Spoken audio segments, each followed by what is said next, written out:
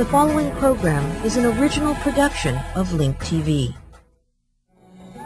Since 9/11, one Muslim voice has drowned out all the others in the West. Have Osama bin Laden and his followers hijacked Islam? And if they have, how can 1.2 billion Muslims around the world reclaim their faith? In the next hour, we'll explore how Muslims are confronting violence in the name of Allah in this Link TV original program, Who Speaks for Islam?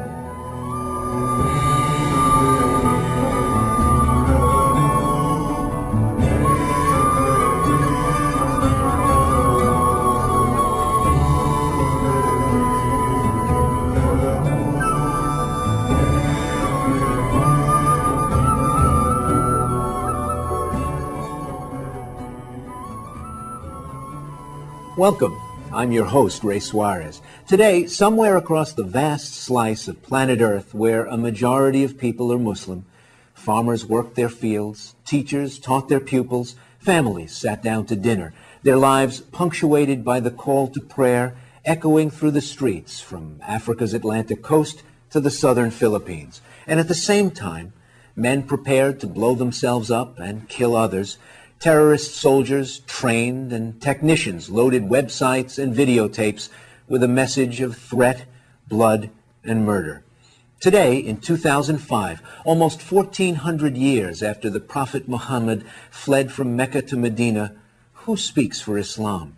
Who fires the hopes, the imagination, the spirits of more than 1 billion people living across all the world's continents, including North America? Does Osama bin Laden speak for Islam? If not, who does? In the next hour, we bring you some Muslim voices you may not have heard before in this debate. Joining us in our studios in San Francisco is Sheikh Hamza Yusuf. So, how does a white Christian boy from America become a leading voice in the Islamic world? Hamza Yusuf embraced Islam at the age of 17. He studied with leading scholars in the Middle East. But it was his unique media movement that increased his influence around the world. This telegenic speaker of English and Arabic hosts a top-rated Arab satellite series, Journeys with Hamza Yusuf, winning over the hearts and minds of Muslim viewers. Having met with President Bush and advised the Arab League, he's become a bridge between Islam and the West. And Hamza Yusuf, when we ask that question, who speaks for Islam, is there embedded in that question an assumption that there should be somebody who speaks for Islam?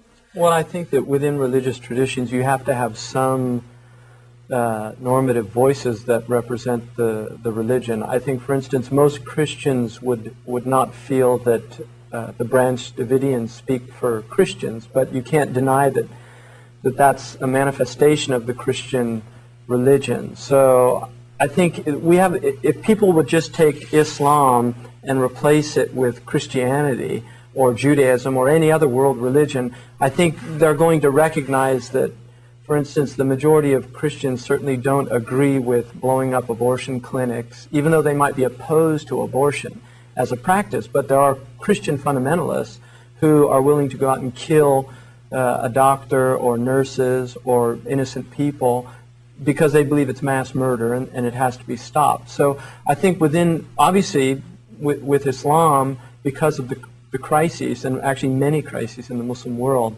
the situation's complicated by the fact that there are increasing numbers of people that are being radicalized and marginalized. You have basically religious anarchy, which is unfortunately what we're suffering from. Well, is it that anarchy, that crisis of authority that Osama bin Laden marches into? He definitely has marched into that, and he's obviously struck a chord in a certain segment of the society, and some more than others. Unfortunately, I would say in some ways he's like a Spartacus character for oppressed people. They see somebody who's standing up, and I think that's where you'll get that kind of emotional rabble aspect that you'll see on the streets, or his picture being taunted. I don't think it's that they're in support of his means, so to speak, but rather the more symbolic aspect of what he seems to represent as a type of resistance to what a lot of people perceive as an attack. Well, how do you know that they don't approve of his means? Well, Aren't desperate people willing to embrace people? I spent a lot of time in the Muslim world, and I continue to go there. I mean, I was in Arabia twice in the last several months, and I talk to people. I talk to people in the street. I talk to cab drivers. I do my own sociological surveys because I'm interested. I want to know and understand, and I talk to people that talk to other people just to get a sense of what's going on. And I really do believe that most Muslims, like most human beings, are abhorred by violence, and certainly indiscriminate violence. I mean, the Muslims are not some kind of evil group out there, and I think it's very simplistic to look at the world like that. They're people that have eyes and ears and dimensions and organs just like everybody else, and if you prick them, they feel the pain. If you tickle them, they laugh, and if you wrong them, they want revenge. Let's take a closer look at how Osama bin Laden delivers his message to the waiting eyes and ears of the Islamic world.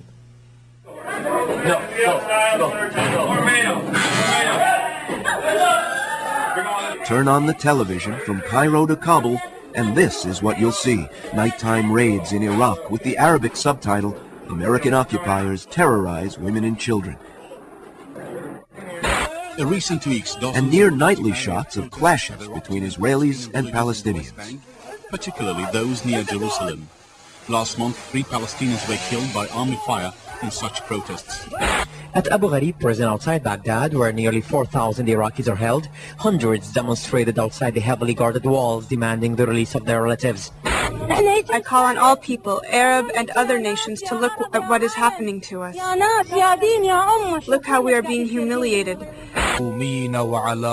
This dramatic montage appeared on Al-Alam TV from Iran.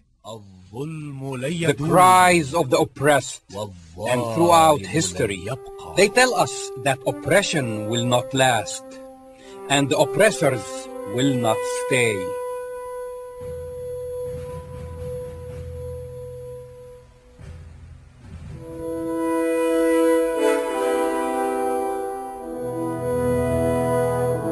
If this is the backdrop in the Middle East, upon this stage enters Osama bin Laden, a man completely tuned in to the popular sentiments of his audience. حلقة في سلسلة الشر الصهيونية الصليبية ثم يأتي دور الاحتلال الكامل لبقية دول الخليج فاليوم بغداد وغدا الرياض وهلم جرا إلا أن يشاء الله وحسبنا الله ونعم الوكيل ولكن السؤال الذي يطرح نفسه وبقوة هو هل هذه الحكومات في العالم الإسلامي مهيئة لأن تقوم بهذا الواجب بالدفاع عن الملة والأمة وأن تتبرأ من ولائها لأمريكا. Joining us from Washington, D.C. is former CIA senior analyst Michael Scheuer. For 17 years, Scheuer has tracked terrorists, Islamic militants, and especially Osama bin Laden. From 1996 to 1999, he was chief of the CIA's bin Laden unit. Under the pen name Anonymous, he wrote 2 bestsellers, Through Our Enemy's Eyes and Imperial Hubris. Then, after 22 years of service, Scheuer stepped out of the shadows and into the media spotlight, resigning from the CIA in order to warn Americans we're losing the war on terror. Michael Scheuer, welcome. What is Osama bin Laden? Is he a politician? Is he a warrior? Is he a preacher? A little of all? A little of all, I think, sir. He's clearly someone who is cut from the traditional, the historic leadership role in the Muslim world. He is a very soft-spoken man, a man of eloquence. Bernard Lewis has called him almost a poetic speaker of Arabic. Not a flamboyant individual, an individual who defers to his elders and to religious scholars. He's a very, very significant figure in Islamic politics, certainly, and in world politics. Just a few moments ago, you heard Sheikh Hamza Yusuf say that many people in the Arab world, in the Muslim world, the wider world, sympathize with his message but not his methods. Do you agree with that? I think at this point I would say I do agree with that, that a number of people who are willing to pick up guns and fight Americans, if you will, is much smaller than the number who actually support Osama bin Laden.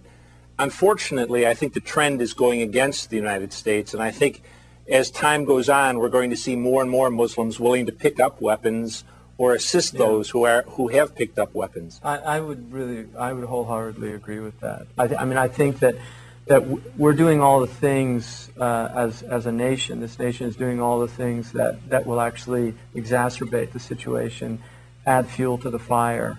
And the thing a lot of people here in America don't realize, and I know Michael's very aware of this, is that Arab television, and there are many, many satellite televisions in the Arab world, Arab television shows daily atrocities, babies, burnt, charred babies. Some of them are reruns, and this happens in what's going on in Israel and what's going on in Iraq, and people see it. I mean, it's a daily experience.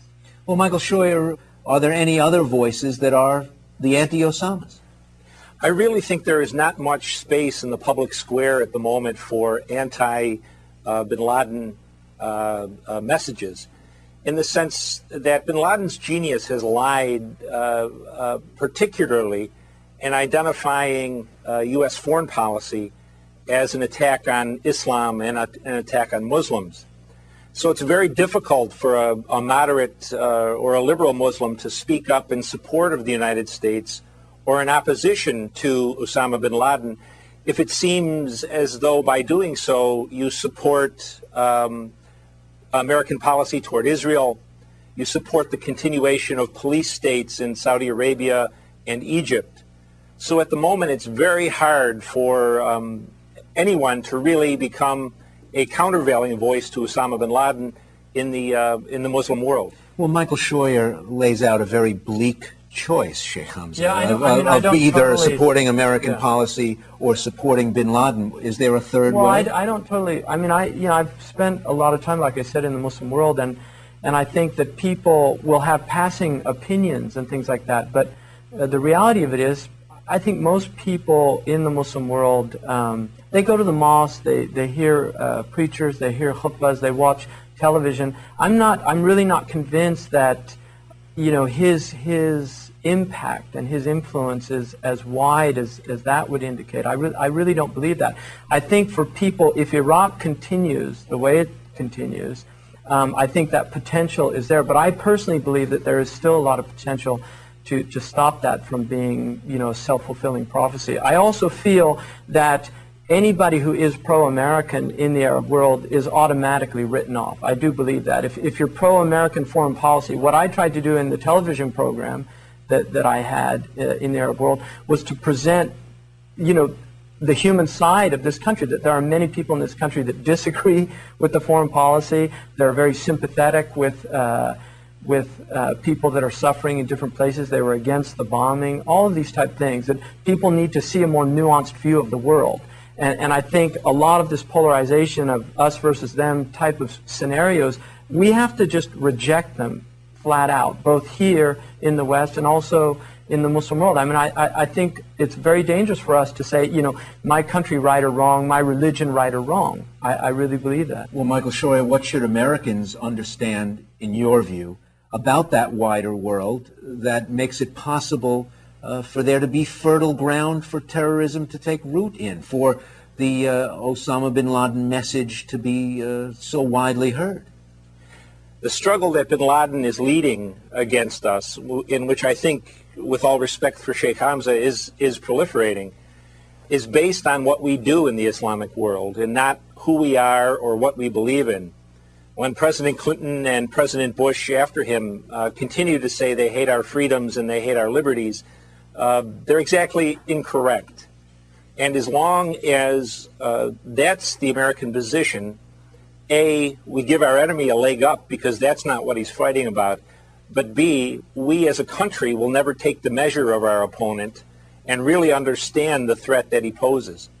Michael Scheuer, stay with us. We're going to take a short break. In the next part of our show, you'll meet an American Muslim woman who says the acts of Osama bin Laden have hurt her in a very personal way.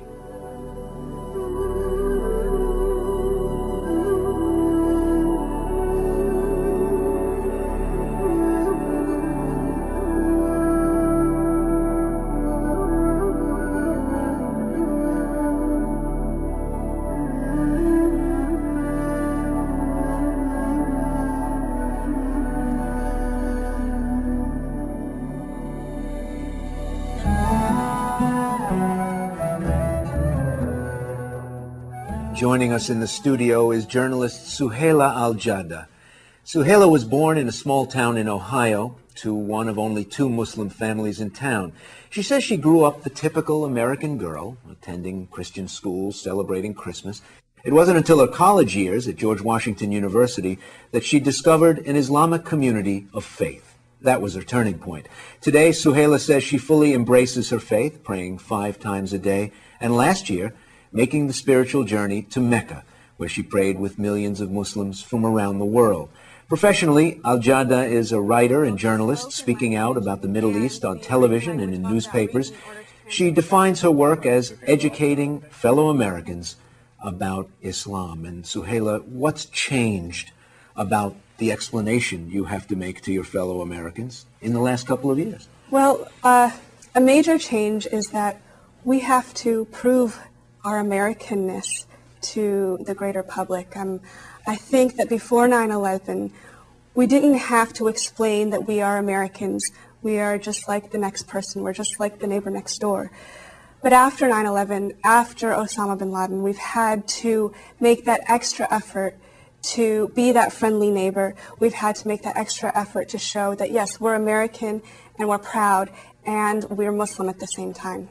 Haven't people who are in their various communities being friendly neighbors and being business and students and out there in the community also been sending money overseas to organizations that support terror? Haven't they also been in contact with people who have made it possible to build international networks? Is being a good neighbor enough? In any sort of society, in any sort of community, you're going to have some bad apples in that community. And you can't label the entire community based on those bad apples. I mean, we look at what happened in Abu Ghraib, and we don't blame the entire military for what happened in Abu Ghraib prison in Iraq, where torture took place. In the same light, I think we should look at Muslims in the same light and say, look, yes, there are some Muslims who take things in their own hands and who use violence, but we shouldn't blame the entire community. We shouldn't label the entire community as one way or another. What has this meant for you personally? How have you come up right against this and confronted it in your own life? Well, look, I go to work every day. I commute 3 hours almost every day to work, so I have to interact with the public all the time. I'm talking to people. I talk to conductors and bus drivers, and I always have to interact with people. Once I got on the bus, and a group of teenagers came on the bus, and they sat down, they saw me wearing my scarf, and they said, you know, do you have a bomb in your bag? Are you going to blow up the bus? You know, do you have a button that you're going to press and blow us to smithereens? So I was kind of shocked by that. I was like, whoa, you know, what can I say? I mean, do I look like Osama bin Laden? Do I look like a terrorist? You know, I didn't know what to do. I just sat there thinking, should I tell them that, you know, not all Muslims are terrorists? Should I give them an ethics lesson on, you know, don't judge a book by its cover? So I didn't know what to do. I sat there and I did what I knew I could do best, which was shut up. I was just quiet. And I said, you know, it's not my time right now, and I don't want to make things bigger. I don't want to cause problems. But I knew that the way I looked, I knew that my headscarf was a symbol of terrorism. And it really saddened me that just because I dress one way, I am perceived as suspicious or violent or, you know, someone who would be willing to blow up a bus. Well, how do you seize that back? If you feel that's wrong, and it's clear you do, how does someone like you, going to work every day, doing the things you got to do in life, sort of seize back that identity and proclaim that you're something else? Well, part of it is not seizing back. I mean, we have to live in reality. And I'll tell you a secret that you probably won't hear from anyone else, but Muslim women after 9/11, they actually took off their scarves because they were afraid of being identified as Muslim. And many women who wanted to stay true to their faith, they decided, okay, I'm not going to take off my scarf, but I'm going to wear it differently. I'm going to wear a baseball cap, for instance. Or the way I'm wearing my scarf right now, some women believe that it makes us look less Muslim.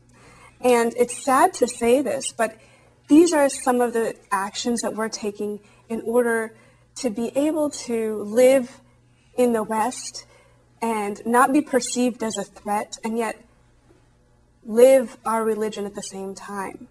So, and the same is true with men. I mean, many men, Muslim men, they wear beards, just like you and Sheikh Hamza. They wear beards. And many men, they took their beards off, they shaved their beards off. They said, look, I don't want to be identified as a Muslim because then people will look at me, people will stare at me and say things at me, and I'll be picked out of a line at the airport, or I'll be stopped by a cop. So these are just little sort of techniques that we use to navigate the waters as we live in this country, proud of being American, but trying to practice our religion at the same time. Well, even with that sort of move toward anonymity in the public way, it doesn't entirely work, does it? I mean, you've been contacted by law enforcement, haven't you? Sure. I mean, it doesn't work. And we, many Muslims, including myself, have been contacted by the federal authorities asking us questions on national security. And as an American, I want to help in protecting my nation and protecting my country, and I'll do whatever I can to do that. I mean, I worked for 4 years in public service, and I feel that we have a need to protect our country.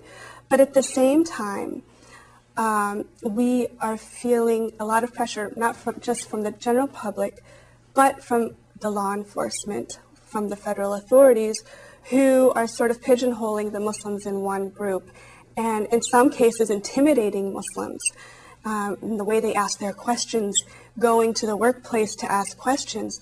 So there's these pressures that are on us that we have to deal with, and at the same time, we have to also deal with our own community and the bad guys in our own community, so it makes it even harder for us. Well, is there any way that contacting people like you is legitimate and legitimately part of an investigation, or you think it's just out of bounds? What use is it if you have thousands of names in a database and you decide, okay, they're all Muslim, we're just going to go and talk to them and ask them questions just because their name is Muhammad or because their name is Ahmed? Of course, if they have a lead on a case, yes, I would want them to go and contact people and to ask them questions. And I would want my fellow Muslims to answer the questions and give them the information needed to protect our country, because that's our duty to do that.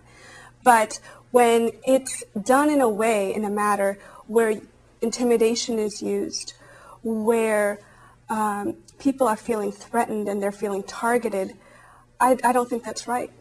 Or if their names are Hamza, Yusuf? Well, I mean, if your name was Abdullah Ahmed, for instance, you'd fit the profile. I mean, just the way you look.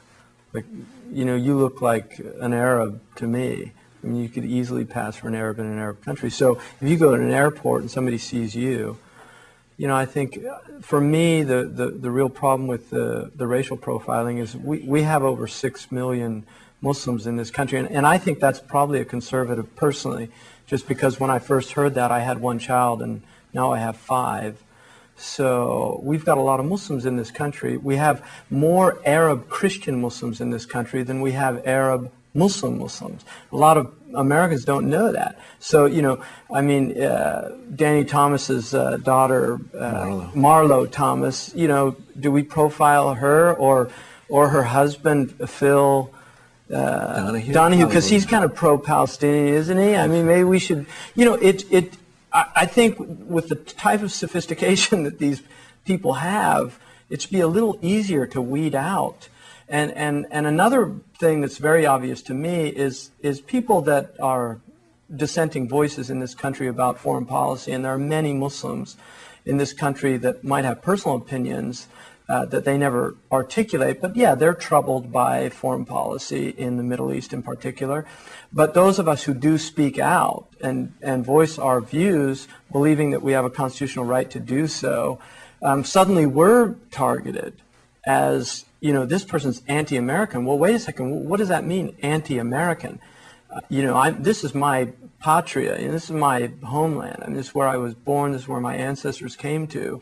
And I love this country, and I want to see good for this country. That doesn't mean I have to agree with everything the federal government is doing. Suhaila Al-Jadda, thanks for being with us. Thank you. And we're continuing with Who Speaks for Islam.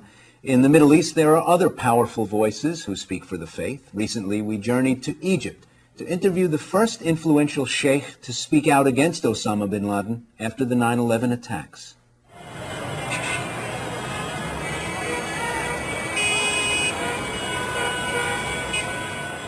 Nightfall in the old city of Cairo. During the season of Ramadan, the streets are full of the faithful, breaking their fast. It's a time of celebration and prayer. Never far from sight is the Mosque of Al-Azhar, a center of Islamic learning for more than 1,000 years. Students from more than 100 countries come to Al-Azhar for religious study. It's the oldest existing university in the world, and presiding over this institution is the Grand Imam, Muhammad Sayyid Tantawi, one of the highest spiritual authorities in Sunni Islam. الأزهر الشريف له رسالة محددة. هذه الرسالة المحددة هي بيان أن الإسلام دين يمد يده بالسلام إلى كل من يمد يده إليه بالسلام. After 9/11, Sheikh Tantawi condemned the acts of Al-Qaeda, ruling that Osama bin Laden's call for jihad was invalid and not binding on Muslims. Sheikh Tantawi was hailed in the U.S. Congress for clearly drawing a line between Islam and terrorism. الإرهاب والعنف ضد تعاليم الإسلام 100%. Joining us here in the studio is Hatem Bazian, an expert on Islamic law from the University of California at Berkeley. Well, you just saw Sheikh Tantawi say that terrorism and violence are 100% against the teachings of Islam. Is he, well, first of all, do you think he's right? Well, as far as Islamic law, he's definitely speaking from authority and speaking reflective of the Islamic tradition, legal tradition. But in here, you also have to confront the fatwa, the legal opinion that Osama bin Laden have issued, which calls for an open season on all Americans. Now, how do we evaluate Osama bin Laden's fatwa? In the sense that Osama bin Laden has no standing as a legal expert in Islam. Actually, his expertise is as a demolition and a construction expert, not one who is actually a specialist in Islamic law. I often tell my students in the classroom, it is akin if I, being their professor, issued a legal opinion on behalf of the Supreme Court and published it in the newspaper in the New York Times and say that Roe versus Wade is abolished and the law of the country will be as such that abortion will be illegal. Now everybody would laugh me out of the country, and hopefully that people will do that who have some expertise. But in the absence of generally accepted authorities, does charisma take the place of authority, and does Osama bin Laden get to speak louder than Sheikh Tantawi? Well, I think in here what we're dealing with, we have a political issue and a political crisis that we have to deal with. That the state institutions have failed the society.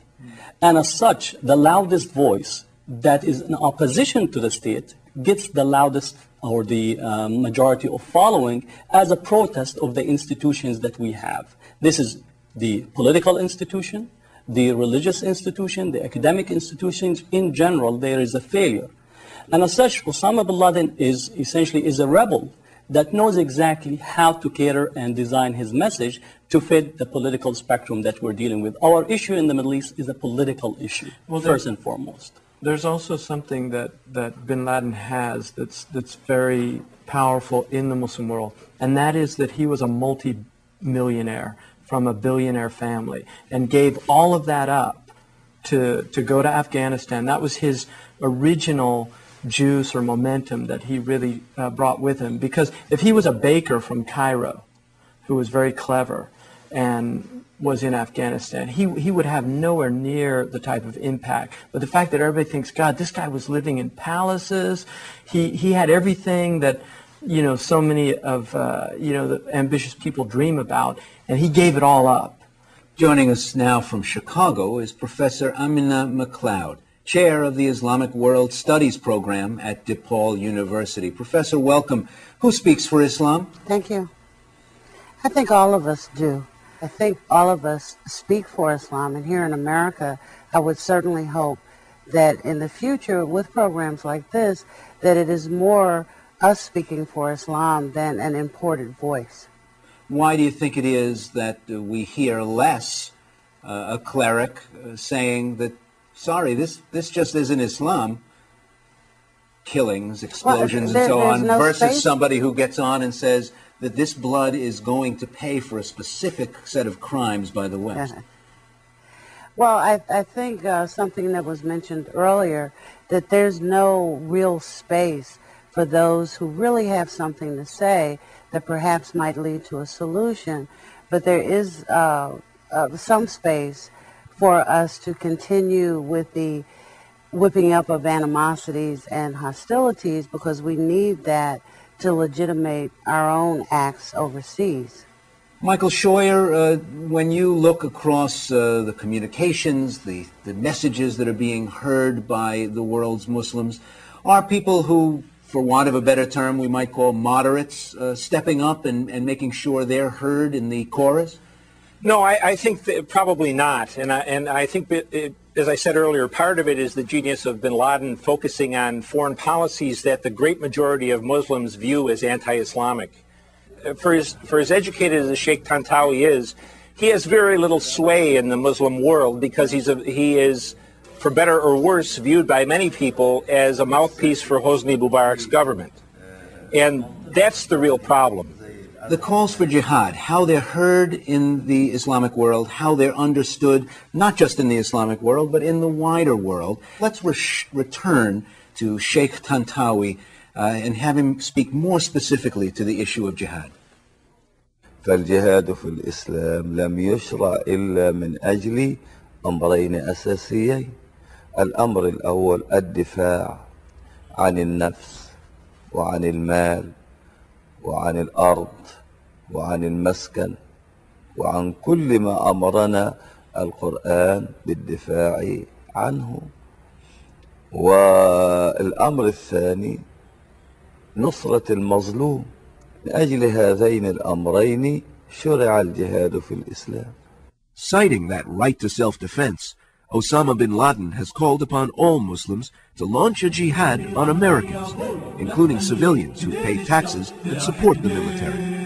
وبين يدي الحديث أقول لكم إن الأمن ركن مهم من أركان الحياة البشرية، وإن الأحرار لا يفرطون بأمنهم، بخلاف ادعاء بوش بأننا نكره الحرية، فليعلمنا لما لم نضرب السويد مثلا، وإنما قاتلناكم لأننا أحرار لا ننام على الضيم، نريد إرجاع الحرية لأمتنا، فكما تهدرون أمننا نهدر أمنكم.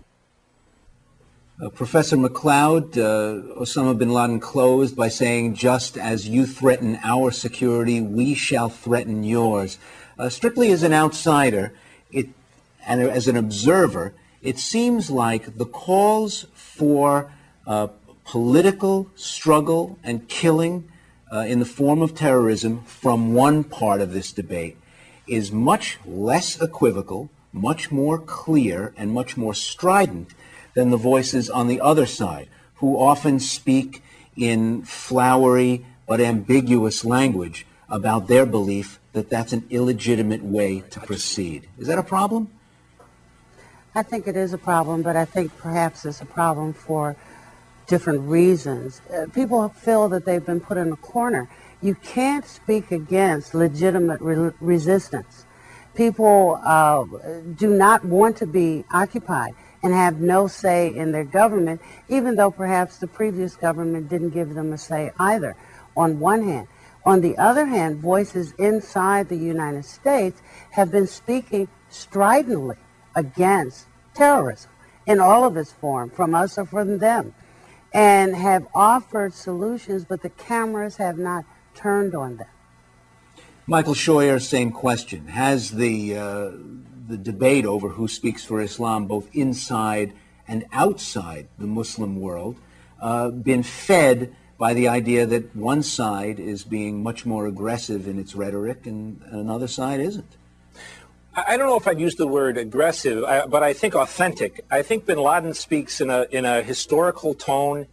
Muslims are extraordinarily conscious of their history, and allusions to Islamic history that bin Laden uses are everyday allusions in the Islamic world. And he is an extraordinary man in many ways, and to kind of underestimate him is a mistake.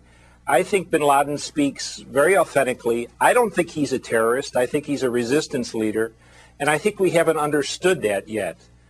And the Muslim world, to be frank, is bereft of leadership. There's very few people that have I love the Al Saud family on their bumper stickers. It just doesn't happen. And so bin Laden not only is an authentic voice, he is a lone voice in terms of being a credible leader and in terms of being a heroic figure. How do you respond to what you just heard from Michael Scheuer? Once again, I go back to when we look at the nation-state structure in the Arab and Muslim world, and in particular in the Arab world, we have to account for a failure of the nation-state structure. Really, we have failed states. Even though that they are operational on one level, internally they are failing. You have to also add to it that 60%, 50 to 60% of the young population, age 18 to 24, essentially is sitting unemployed, without any possibility of future, without a possibility of a job. And therefore, we have to begin to deal with these issues. Osama bin Laden is saying that the problem in here is a result of the cooperation between this corrupt leadership that has been allied to the United States and the United States foreign policy that is in the region for one reason and one reason only, and that is for the oil. That's a powerful message. On the other end, you have what we consider to be the scholars of Islam, who are not at least as skilled in delivering the message. And here we have to speak of the medium. Television is an important medium, and I think Osama bin Laden is skilled at using that medium and conveying his message, while I would say Tantawi and others have no sense of what the importance of this medium to get this message out. So our issue is really political, economic, and social conditions that we have to look in the Arab and Muslim world before we begin to actually speak whether Islam is the problem that we need to actually confront. When you had Sheikh Tantawi on, the conditions he laid down for jihad, either to repel an invader or to protect oppressed Muslims, there's no space between what he defines as jihad and what Osama bin Laden defines as jihad. Right. And I also have to say that... But you know, I think that there is just a little bit of space in that Tantawi does not presume that either the defense of Muslims or the coming to the aid of oppressed Muslims including people who are not involved in the conflict at all. Well, I think that's not correct. I think Sheikh Tantawi speaks very articulately about historical jihad, and when he does, there is, I think, a much clearer view in the Islamic world that innocents get killed in wars that there has been in the West. I would also point out that Sheikh Tantawi.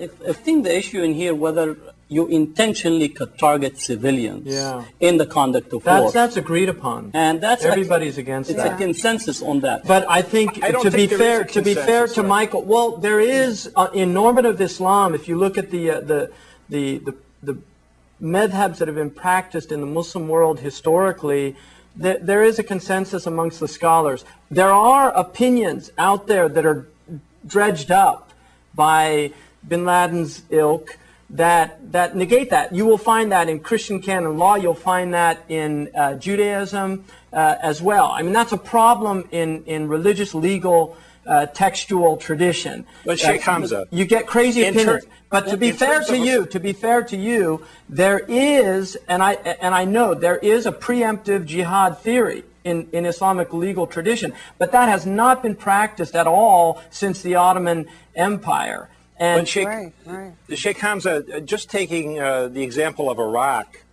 Sheikh Tantawi, many of the sheikhs in Saudi Arabia identified as enemies of Islam any Muslim who supported the occupation forces in Iraq. Unfortunately, I think there's been some fatwas issued by individuals that were unwise.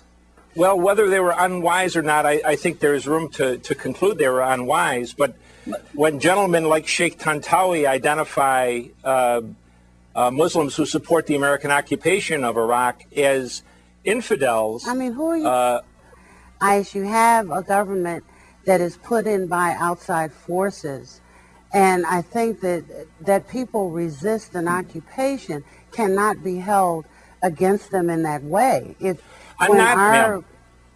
I think the resistance is a genuine resistance. What I'm saying is when we talk about innocents being killed, so many of the people in Iraq that have been killed by the resistance are Muslims who are supporting the invader. But that puts them in a different category if they're supporting the invader.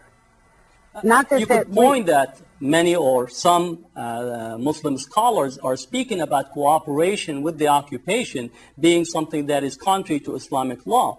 And I think you could find some people that these arguments would have some standing within the law. But this is actually a result of Americans' own making in relation to the Iraq occupation and not to put the onus. Well, here's an example of a very different kind of preaching. Recently there was a Muslim conference on extremism. And I was very struck by the words of one Shiite imam from Michigan. Here's what he had to say. We must know that extremism is cancerous and it is dangerous. It is dangerous for Muslims. It is dangerous for non-Muslims. It is dangerous for the image of Islam. I ask you, my dear brothers and sisters, when those extremists go wild and commit atrocities in the name of Islam, who pays the price? Of course, it is Islam. Islam that has been hijacked by those people. It is Islam that always pays the price. And I tell you, my dear brothers and sisters, that the worst enemy of Islam is the one that rests within. Professor McLeod, an enemy within, the worst enemy of Islam? Well, I think he's talking about the extremists, the people who, like Dr. Barzian was speaking of, who don't see a future, have seen corrupt governments supported by us, who exist and do exist among us and in the masajid across the United States. And he's in the United States asking the rest of us to pay attention. We've heard it. Some of us have heard it, moved to speak out against it, and we ourselves were not heard. Sheikh Hamza, so what does that call for? What's the bottom line for both American Muslims and Muslims in some of these countries where, as Professor Barzian suggests, politics hasn't worked? Well, I think that the American Muslims have a similar situation to the Jewish Americans, and that is that we identify with people outside of the United States as in a strong way. So, and the Jews traditionally in this country were often looked at. Same with the Catholics, in fact. I mean, Kennedy, that issue came up. So I think that both the Catholics and the Jews, or at least most of those people have proven that somebody can be an American and yet have strong attachments to issues outside of this country. And so there are many Arab Americans, Pakistani Americans, Indian Americans that are concerned about American foreign policy vis-a-vis those countries in particular. Now, what we have to do in this country is recognize that we have a war right now with a Muslim country, and there's an immense amount of animosity. I feel that we have a very, very important role in attempting to turn down the flame. But today, there are millions of Americans who will tune into the news one day this week as the level of violence is increasing. They will see both civilians and American forces blown up, torn apart, jeeps and other vehicles on fire, and a message delivered from the perpetrators of those acts saying they did it in the name of Islam. Maybe during that same broadcast, hear an American Muslim say, well, that has nothing to do with my religion. that has nothing to do with what I believe.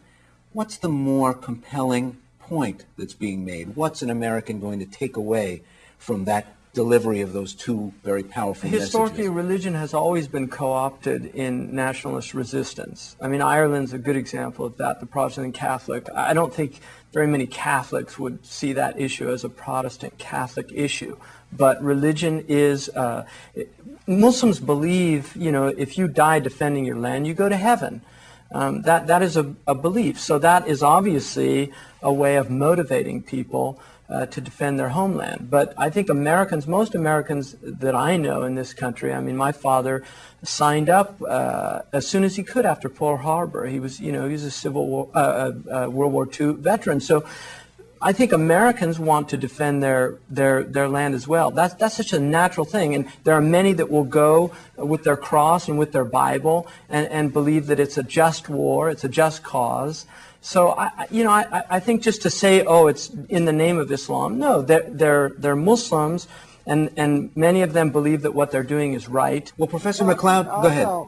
The people watching that television program are, of course, going to take the first message.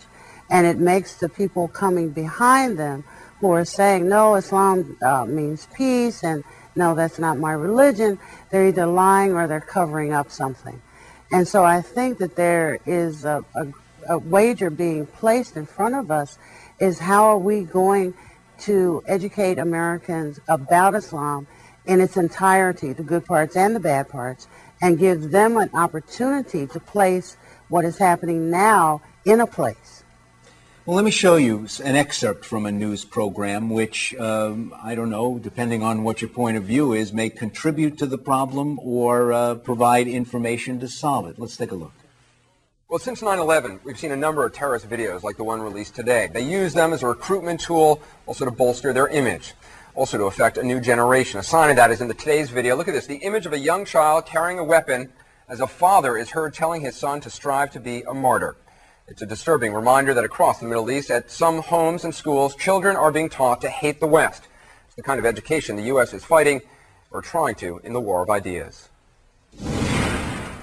Qadratullah Hafiz is like millions of Pakistani children enrolled in strict Islamic schools.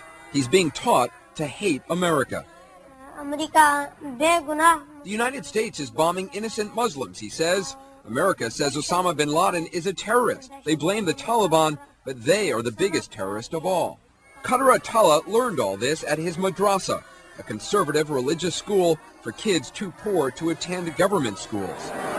There are tens of thousands of madrasas in Pakistan offering free books, free meals, and free education, a daily dose of radical Islam and jihad.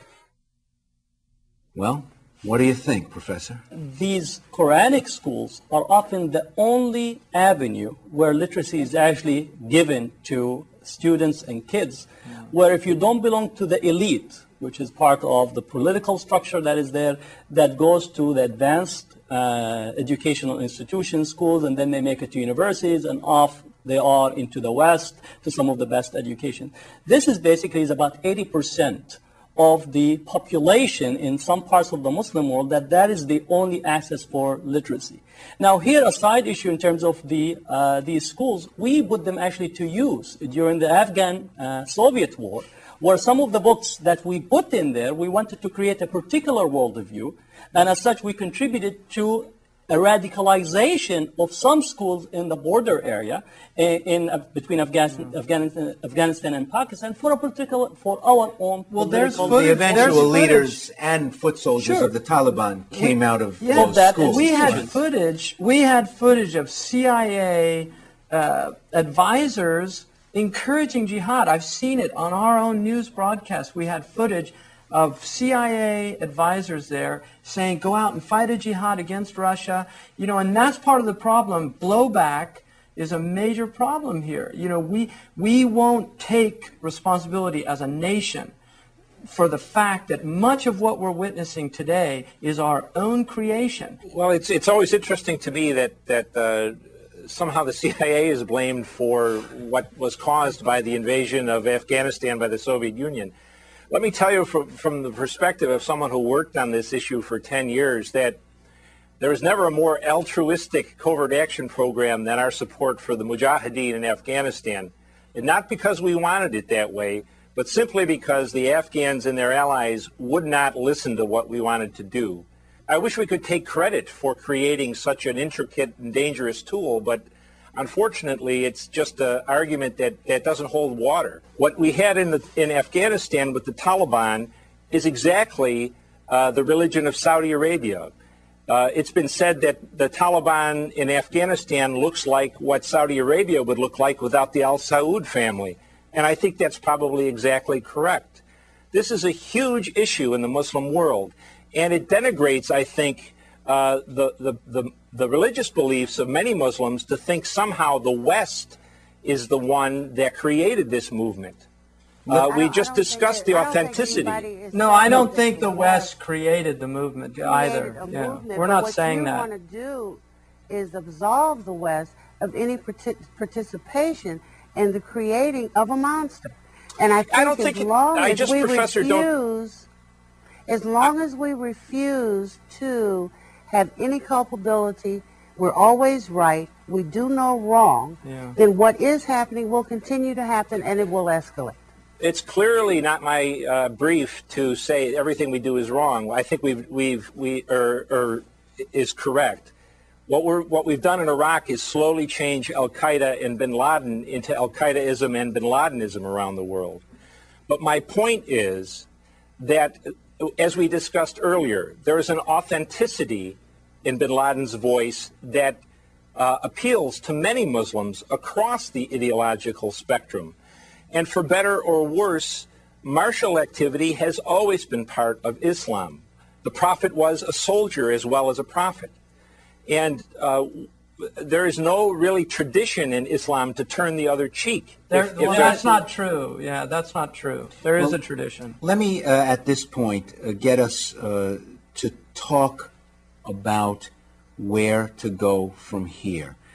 We've talked, in the words of Professor Bazian, about failed states. In the words of Professor McLeod, about a monster. We've heard Michael Scheuer talk about Bin Ladenism and Al-Qaedaism spreading across the Muslim world. Given the way the table is set today, in 2005, where do you go from here to turn around some of these terrible cycles that are, in the view of many of you who have spoken during this program, only worsening? Professor Bazian? I want to have a real sincere dialogue, not the dialogue of a slave and master. I tell you when to jump, how high to jump, or where to jump, but rather sincere dialogue. A dialogue that we have a vested interest in this world.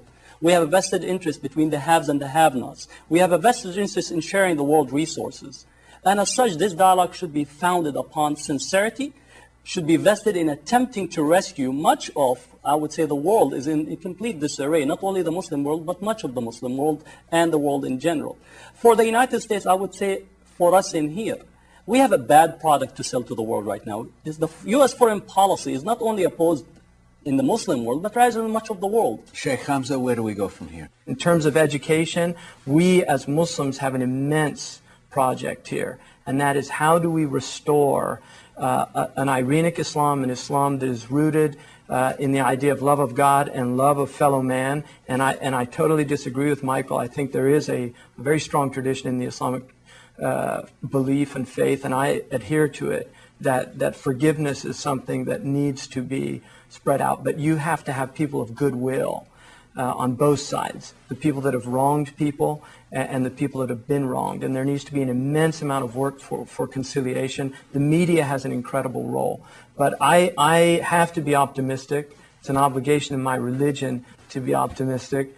And I have 5 children. And I want to see the world a less frightening place for them. And that's what I'm committed to. Michael Scheuer, your prescription? I'm frankly not interested in empathizing or sympathizing with the enemy. I'm very interested in understanding him so we can more adequately defend America. And I think, unfortunately, we don't understand him, and we're losing this war at the moment. And Professor McLeod, you get the last word. Oh, I love it. I don't think that the vacuum that's already been created in the Muslim world with respect to leadership is going to help any of us. I think that leadership is now perhaps going to have to come from Muslims in the West. I agree with Mr. Shore that we all need to know what's going on better, and we need to know more about the people that are perpetuating it. And that in the end, I'm being optimistic because, like Hamza, I have bunches of kids, but I also have grandkids. And I really do not want to see us, as I read in the paper yesterday, now add on more countries to our quest for terrorism. Amina McLeod, thank you. Thank you, Michael Scheuer, and Hatem Bazian, and Sheikh Hamza Yusuf. Thank you all. Thank you. With America, for better or worse, deeply involved in the Muslim world and its future, and with millions of Muslims now living in the United States, both native-born and from across the world, this country has to have a better grasp of what Muslims believe and what Islam teaches. And Muslims, both in America and abroad, have much to tell the rest of us as we all head down that long road that may lead to a more peaceful future. I hope for our guests and for our viewers, this program was one step down that road. We can't fix it until we understand it. Thanks for watching. For Link TV, I'm Ray Suarez. We leave you now with some more Voices of Islam. There was a survey, 47% or something of Americans don't even know what we believe still. They have no idea. A friend of mine, his wife, gave birth in the Santa Clara area. And after 10 hours of labor, or 12 hours of labor, the nurse came to him and said to him, "Can I ask you a question?" She's been with him for 10 hours, right? Through this difficult situation. They've been in the trenches together. The nurse says to him, "Why do you want to kill Christians?" After 10 hours of being with him, or after being with him for 10 hours or 12 hours, she still has no idea who we are. So it is part of our own inactivity which has created this misunderstanding. So what we have to do is to be active in the society. Forgiveness is the most important thing between people and societies. So I pray for there to be forgiveness between Muslims and all other groups. To learn more about this program, visit www.linktv.org. Funding for this program was provided by the Rockefeller Brothers Fund.